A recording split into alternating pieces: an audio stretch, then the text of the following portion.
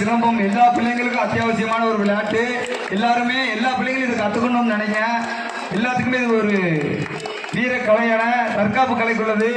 எல்லாரும் அனைவரும் இதை படிக்கணும்னு நினைங்க. நம்ம மேலப்பாளையம் பசுமன் சிலம்ப கலைக்குழு இது வரைக்கும் பாத்தீங்கன்னா இந்தியா லெவல்ல, தமிழ்நாட்டு லெவல்ல நம்ம பசங்க ஃபர்ஸ்ட் செகண்ட்ல வாங்கியிருக்காங்க.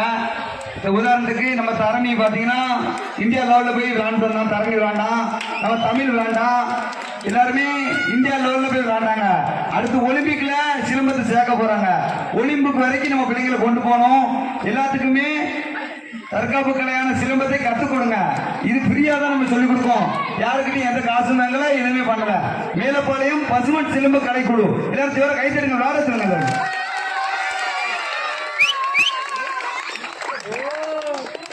ரைட்டு.